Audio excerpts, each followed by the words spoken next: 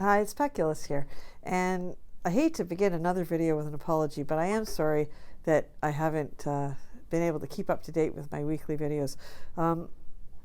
Just to be transparent, like the whole COVID lockdown and stuff, it was pretty hard on us. It was pretty hard on my old horses too, because it was never good for them to be standing around all the time. But, it was kind of the first time in 37 years in business that I couldn't say, well, I'll just work harder or work longer to figure something out. It was just we were totally shut down. So it was a little bit of a harrowing experience for us, but luckily we have been very blessed by being hugely busy this summer and this fall. To be honest, that's where our priorities kind of ended up going, because we just wanted to make sure, what's that expression? Make hay while the sun shines, like we wanted to make sure that we could accommodate all the new riders we had, and that took up, a lot of our time. So what I find interesting is how many people have kind of cottoned onto this riding thing, even though they've never done it before. And it's almost like everybody right now is just really searching for something that's sort of grounded or more connected to something that's real a little bit. And boy, the horses sure fill that role for people, I find, anyway. And and if you know horses, you know exactly what I mean. But if you've only just dreamt about them, you should try to find out.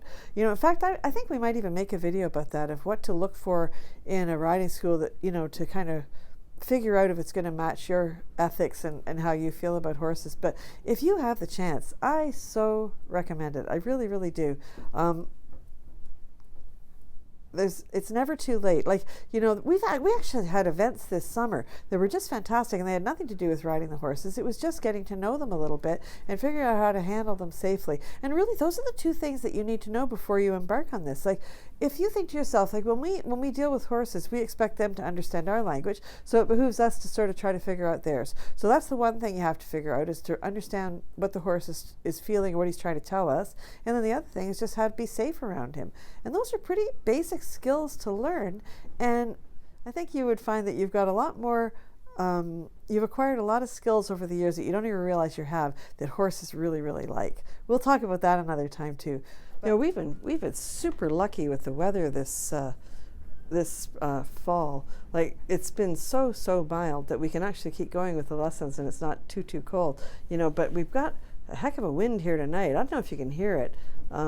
We had a big windstorm on Saturday too, and lost the power. Well, you know what? I shouldn't even talk about big windstorms after I see the devastation down in Kentucky and places like that. So it's nothing like that. And if the worst thing that happens is we lose the power, we're pretty fortunate. So I shouldn't say that. But anyway, I am going to finish up quickly, I think, because I don't want to walk home in the dark.